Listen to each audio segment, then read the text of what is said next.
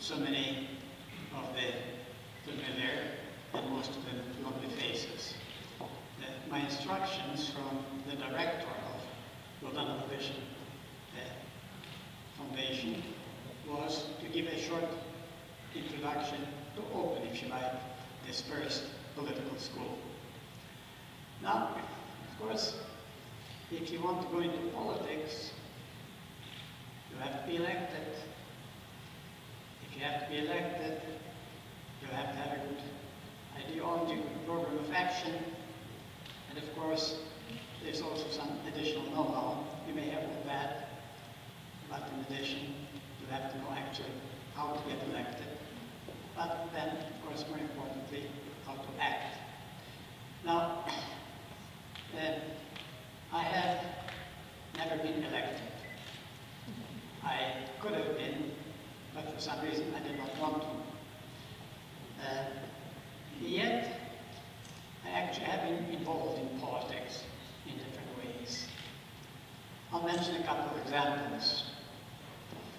I was able, in '79, to change, let's say, the political climate in Australia. More specifically, to make a change not only from the governance by one party to the governance of another party, but also provoked, if you like, the election of a union leader, which was the first, to the Prime Minister of Australia. And also, another thing, if you like, what I left behind, was this fact that when that union leader was elected, he did precisely what we were discussing in the Opera of Sydney a couple of years before that. He gathered 200 people together. It is heads of biggest businesses from different sectors of industry. What should we do, and how should we do it? And most important, how should we cooperate in order to do it? To change what was the challenge at that time, to change Australia from what risked to be a quarry for different minerals and a big warehouse for distribution of Japanese goods in that part of the world. To become a competitive country in the world markets and to become a competitive country, precisely they needed a cooperation between three sectors of the population: business, unions, government. So that was one of these examples, and it was a very satisfying experience. Another, perhaps more dramatic, happened to be in Argentina, where I was asked and somehow managed, and it was quite a challenge to persuade these people that they should be handing the power back to the civilians. The only thing that I knew about Argentina, but also about the issue, that they actually were a very poor government. Military people are rarely good governors of the country. And secondly, that actually these top generals realized that fact, that they were a very poor government, but that apparently they did not want to give the power back to the civilians because they were afraid that there would be an ensuing anarchy rather than. We have people from 3 different political parties in Germany, which is extremely important. Germany, as you know, is governed by coalitions rather than by a single party, and it actually shows, in general, the superiority of, let's say, continental European governments over the English-speaking UK and United States, where it is one party. This is, if you like, in that mentality of the Brits and the Americans, that winner takes all, so you have normally one party that is in the government. Now, when it comes to Germany then, again, I was not involved too directly in politics. I had, as a professor, William Röttgen. And William Röttgen, he was a professor of economics, but he was more than that. He was an advisor to Chancellor Adenauer, and he came up with this concept of social market economy, which is actually, it was certainly a unique concept at that time, and actually the country remains that social market economy, which I think is a good thing. And because it remained that, but also very formally by laws. There are other countries in Europe, fortunately, that actually function in a similar way, but it is not at least formal, like Sweden, for example. Now, so this was the first bit of good luck in my getting to know Germany. William Röttgen. He was a fantastic personality, and one of the things that I liked about him, he also had a sense of humor. He was hard of hearing, and he had a hearing aid. And I once, as a student then, asked him, you know, it must be a nuisance actually having that.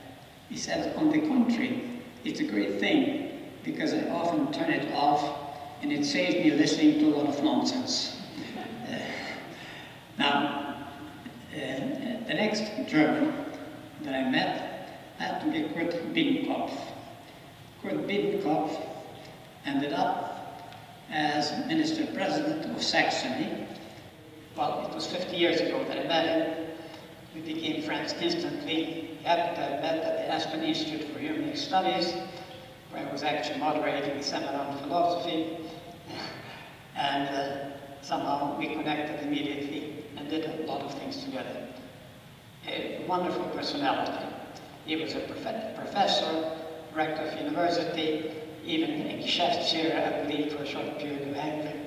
And then he was Secretary General of Christian Democratic Union, a brilliant person, an intellectual, not just a politician. And maybe that's one of the reasons why actually he never became Chancellor. Another reason, probably a bit more important, he happened to be a Roman Catholic and he divorced.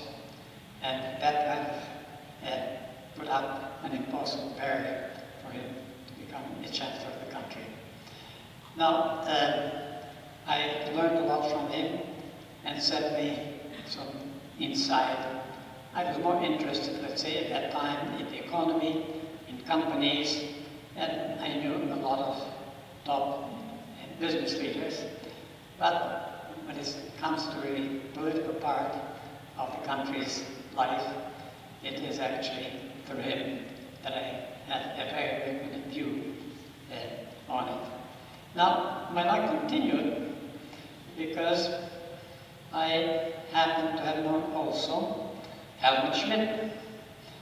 He was Chancellor from the Social Democratic Party. And among other things, actually it was him that gave a key speech on the 40th anniversary of the institute in which I was a student earlier, but by that time a director. But on top of that, it was actually, I was going to announce that I would go on early retirement in order to be able to come back to Ukraine. And he was the key man in the event. There are 400 people really of top level from around the world. And we had some contact before, and we continued the contact. But also, I remember him because actually it was under his leadership of so-called Interaction Council. There are about 40 former heads of countries that actually stay and work as a group and actually continue to do some things. One of the things that they tried to do under his leadership, for example, was to try to come up with the Universal Declaration of Human Obligations, on which I happen to be working right now. Now, yet another man that I got to know in a particular way, but also got to understand what a great personality it was Helmut Kohl. And it was organized around by students after the '68 student revolution in Paris. At which time, if you like, the young generation was totally against business, people in that sector, and there was a need to build somehow the bridges between the two sectors of the populations of the countries. So what we had 600 leaders of business, owners, or presidents. We had 300 selected students, selected from about 3,000 from all around the world, continent. And we had interesting speakers, I would say really top-level speakers. I was chairing it at that time. Actually, I had to chair it in 3 languages. It was in German, French, and English. And one of these speakers happened to be Helmut Kohl. I mean, I guess almost everybody knew. Really a big man, or a round man as well. He was a bon vivant, he liked cuisine. But he really was, not only he was an enormous personality, I'll say immediately that he became that unique, the honorary citizen of Europe. He also had, if you like, the highest award and selected by his colleagues, if you like, as the greatest political leader in Europe. Now, he had half an hour to give a speech. And there we were, according really, I would say, to German punctuality, half an hour booked. And to me also, according to the absolute Chinese punctuality that I had learned before. Well, he spoke.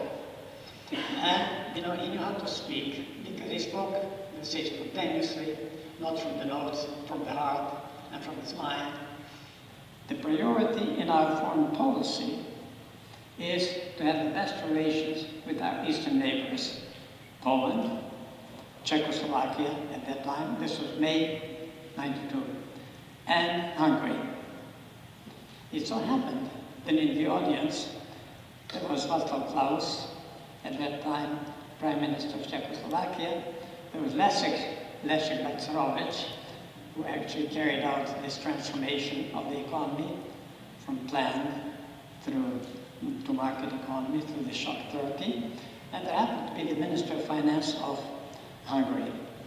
Whether Chancellor Kohl knew that or not, I'm not sure. Anyway, he said it.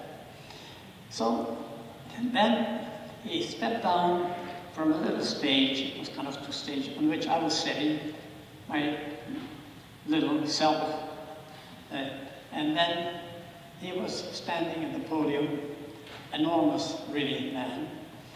And when he finished, there was a tremendous applause, deservedly in a way. And I, as a chairman, should actually have said after the applause died, Your Excellency, your speech was fantastic. We thank you profoundly, whatever. Instead of that, I said, Mr. Chancellor, your speech could have been good, if only. Deadly silence, deadly silence.